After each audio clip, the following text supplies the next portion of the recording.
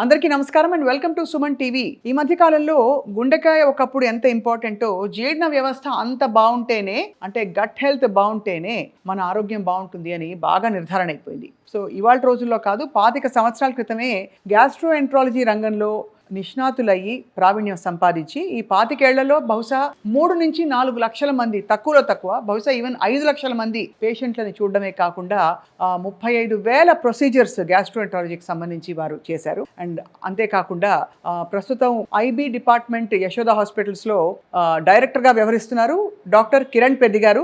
ఇవాళ మనతో ఉన్నారు. వారి ప్రయాణం గురించి and all about inflammatory bowl disease అన్ని మాట్లాడదాం. Sir, welcome to Suman TV. Sir welcome, thank you అండి. సో గ్యాస్ట్రోఎంట్రాలజీ రాను విపరీతంగా ఇంపార్టెన్స్ పుంజుకుంటోంది. అవునండి. కానీ 25 సంవత్సరాల క్రితం మీరు మెడిసిన్లోకి అడుగు పెట్టేటప్పుడు మీకు ఈ స్పెషాలిటీ ఎందుకు నచ్చింది సార్? అంటే ఫ్రాంక్లీ స్పీకింగ్ అండి, మెడిసిన్ తర్వాత నాకు నచ్చడం స్టార్ట్ అయింది అనమాట. ఎంబీబీఎస్ తర్వాత ఎంబీబీఎస్ స్టేజ్లో అంత అవగాహన ఉండదు.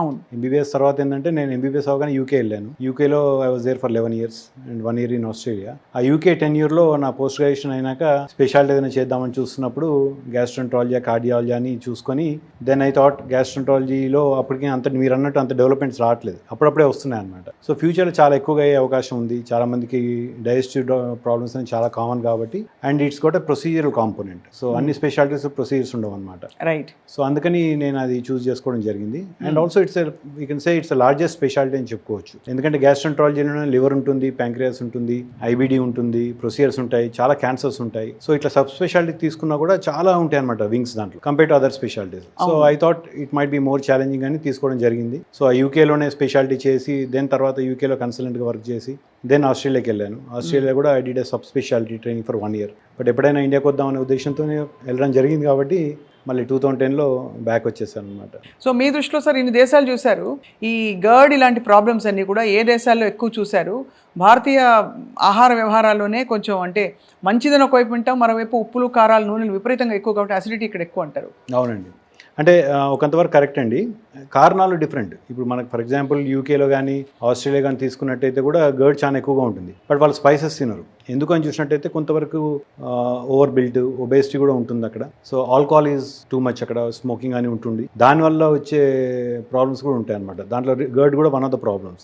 అండ్ ఓవర్ వెయిట్ వల్ల కూడా గర్డ్ వస్తుంది. వేరేజ్ ఇండియాలో చూసినట్టయితే మన తిండి, రెగ్యులర్ తిండి వలన కానీ, మసాలా ఫుడ్ ఎక్కువ తీసుకోవడం వల్ల కానీ, లేట్ నైట్స్ తినడం కానీ మనం ఎక్కువగా చూస్తుంటాం. అవును. ఫర్ ఎగ్జాంపుల్ యూకేలో చూసినట్టయితే by 7 o'clock everybody will finish dinner. మన దగ్గర అంటే 7 తర్వాత అసలు 7 తర్వాతనే స్టార్ట్ అవుతుంది. ఇప్పుడైతే 11 తర్వాత స్టార్ట్ అవుతుంది. సో నైట్ లైఫ్ ఎక్కువగా యాక్టివ్ ఉంటుంది కాబట్టి ఆ లేట్ నైట్ ఫుడ్, స్పైసెస్ ఇవన్నీ తీసుకోవడం వల్ల కూడా మన దగ్గర గర్డ్ ఎక్కువగా వస్తుంది. రాత్రి చాలా మంది నిద్ర పట్టక లేచి కూర్చోవడం, అంటే గుండెల మీద, ఛాతీ మీద తిన్నదంతా అలా అరక్కుండా ఉండడం, ఇలా ఎన్ని సిమ్టమ్స్ ఎంత కామన్ గా వింటూ ఉంటాం.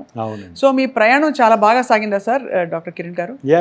So it was exciting journey. So after MBBS తర్వాత ఏంటంటే యూకే వెళ్ళాలని అనిపించింది. ఎందుకని ఒక 2-3 ఫ్రెండ్స్ కలిసి వెళ్ళాం అనమాట. అసలు యూకేలో ఎట్లా ఉంటుంది పోస్ట్ గ్రాడ్యుయేషన్ అవన్నీ మనకు అప్పుడు ఐడియా లేదు. కాకపోతే ఏంటంటే మెడికల్ కాలేజ్లో చదువుకునే బుక్స్ అన్ని కూడా ఎక్కువ మటుకు యూకే ఆథర్స్ రాసిందన్నమాట. సో యూకేకి వెళ్ళి మెడిసిన్ చేయాలని రాయల్ కాలేజ్ ఆఫ్ ఫిజిషియన్స్ అంటే ఒక ప్రెస్టీజియస్ అనమాట. అది చేయాలని బాగా కోరిక ఉండింది. అందుకు వెళ్ళడం జరిగిందనమాట. అక్కడ జరిగి ఎంఆర్సిపి ట్రైనింగ్, దెన్ అక్కడ స్టూడెంట్ లాగా వెళ్ళి తర్వాత కన్సల్టెంట్ లాగి, దెన్ ఇప్పుడు ఇన్ని నెలల తర్వాత మనం హైదరాబాద్లోనే మేము ఎంఆర్సిపి సెంటర్ పెట్టడం కూడా జరిగిందనమాట. I'm also one of the international examiners for MRCP. Doctor Kiran Peddi గారు, ఐ థింక్ చాలా మంచి ఇన్ఫర్మేషన్ చెప్పారు ఇవాళ, ఆల్ అబౌట్ యువర్ జర్నీ కొంత, అండ్ అలాగే ఇప్పుడున్న లైఫ్ స్టైల్. అంటే మోస్ట్ బేసిక్ థింగ్ ఇది, మనం తినే ఆహారము, ఫుడ్ ఎలా అరుగుతోంది. మా తాతగారు చిన్నప్పుడు చెప్పేవారు, ఫస్ట్ లేవగానే బౌల్ మూమెంట్ సరిగ్గా ఉంటే 1 sign ఆఫ్ హెల్త్ అని. సో ఇవన్నీ కనిపెట్టుకుని ఉండాలి, జాగ్రత్తగా తినాలి, బాధ్యతగా తినాలి, అండ్ ఏ వ్యాధుల బారిన పడకుండా చూసుకోవాలి. Thank you so much sir for your valuable time. అలాగే సుమన్ టీవీ ప్రేక్షకులకి ఎప్పటికప్పుడు మిమ్మల్ని పలకరించి బోల్డ్ అనే విషయాలు తెలుసుకుంటాం, all about the digestive system and how to eat and how to live healthy. Sure, absolutely. Thank you so much, sir. Thank you very much.